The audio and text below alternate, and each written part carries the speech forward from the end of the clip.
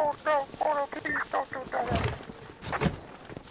Oh yeah, you're gonna get it. You're gonna get it. Okay, yeah, you're gonna get it.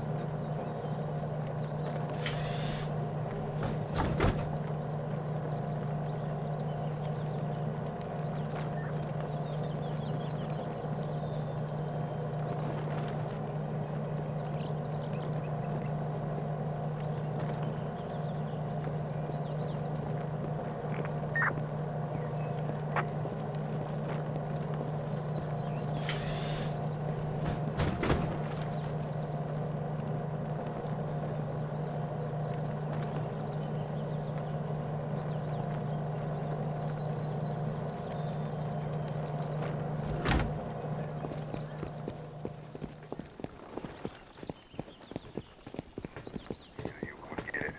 No. Oh no, oh no, please don't do that. Oh yeah, you're gonna get it. You're gonna get it. Okay, yeah, you're gonna get it. No. Oh no, oh no, please. Oh yeah, you're gonna.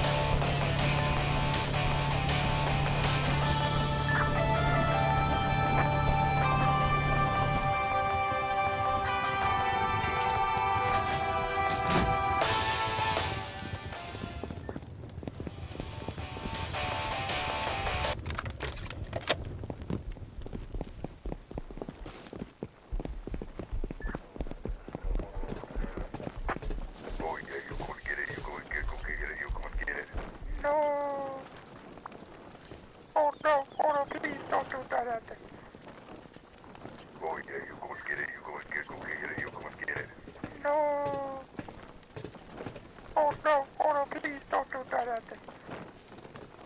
Oh yeah, you gonna get it. You gonna get it. You gonna get it. No. Oh no. Oh no, please no.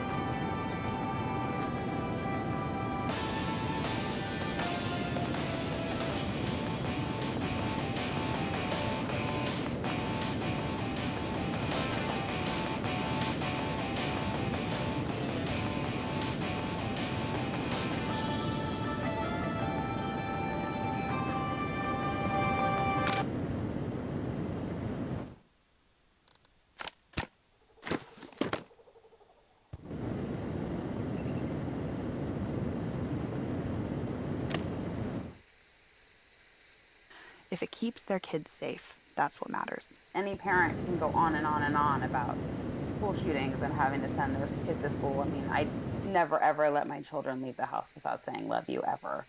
And that's the reason why. Sequoia Carrillo, NPR News. Women's professional soccer is drawing record attendance. It is spawning expansion teams.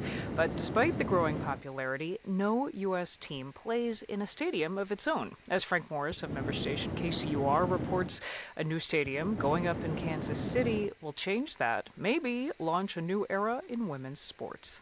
Kansas City has a painful history with women's soccer. It had a team, FC Casey, that won 2 national championships before owners pulled the plug. The new team is the Kansas City Current. Make some noise for your Kansas City Current! But like all U.S. women's soccer clubs, the Current plays in a stadium built for another team. But that's changing, and fans like Maribeth Thompson and Erin Atherton are stoked. Women get their own stadium, and we get to be put on the map. It's incredible to happen to live in the city that's building the first stadium for a women's professional team. Like, I can't believe our luck. So, we can't wait for it to open and to go to that first game. But there's a lot of work to do between now and the home opener. So it's hurry up time. We're getting close to the finish line. Got to be ready to play soccer in March. And as you can see, it's still a construction site. Scott Jenkins, Vice President of Facilities Development for the Kansas City Current, is walking past heavy equipment, big holes in the ground, toward the swooping white steel frame of a budding new stadium. This is everything a world-class stadium's going to be. I would say it's intimate and it's purpose-built for women's sports. For one thing, it's going to be relatively small. Arrowhead Stadium, where the Kansas City Chiefs play football, holds more than 76,000 people. The new KC Current Stadium will top out initially at 11,500. I'm looking forward to seeing it packed. Katrina Hawkins, who runs the team's fan club, says all the seats will be close to the action. Players won't see empty stands, and the stadium's engineered to be extra loud. It'll be decked in teal and red, the KC Current's team colors. But the fan club is called KC Blue Crew. That name honors the team's earlier women's soccer team, the one abandoned by ownership.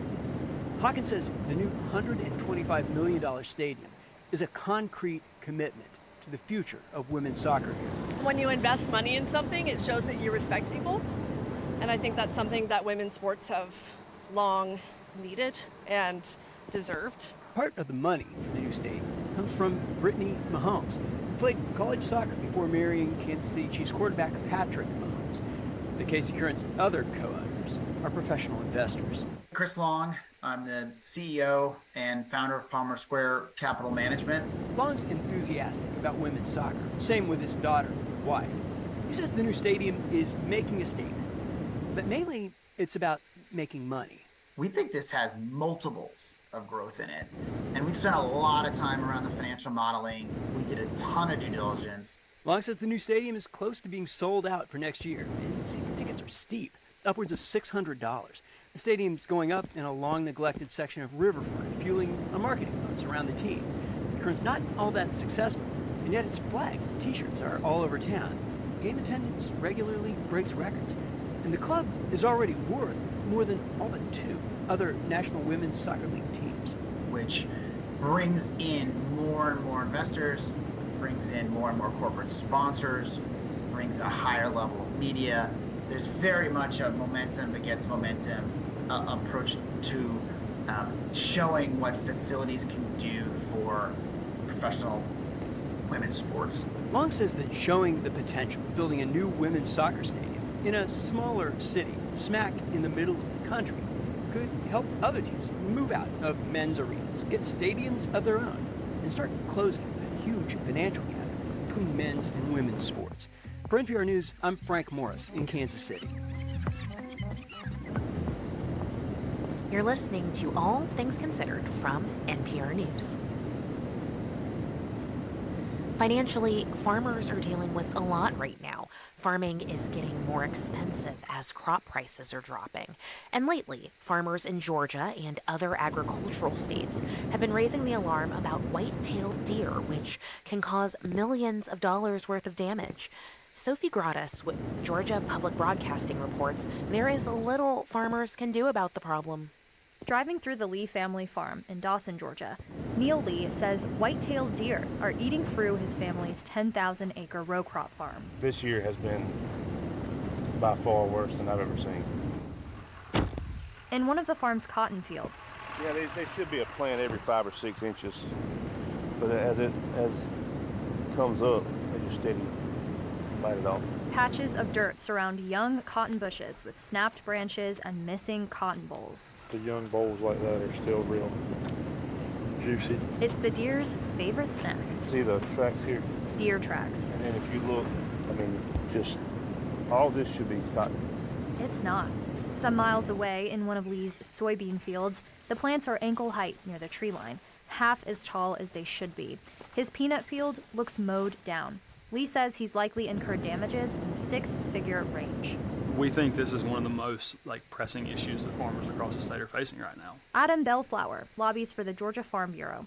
He says lately the Bureau's been hearing about deer in more fields. I would say the complaints are starting to come from more commodities. It's been the big thing that we've learned. Like in cotton. We're seeing farmers that are losing significant yield. Georgia is not alone in all of this. Reports from Alabama, North Carolina, and South Carolina this year have shown row crop farmers reporting increased losses from deer damage. But while some farmers swear there are just more deer, populations in Georgia are stable. The number of deer in North Georgia has actually gone down due to habitat changes and more bears and coyotes. Charlie Kilmaster is the deer biologist for the state of Georgia. He says the more money farmers can get for what they grow, the more likely they see deer damage as a problem. As the value of crops, the amount that they can be sold for goes up, the number of deer control permits goes up. Deer control permits are issued by the state and allow farmers to shoot a limited number of deer in their fields. Sorry, Bambi fans.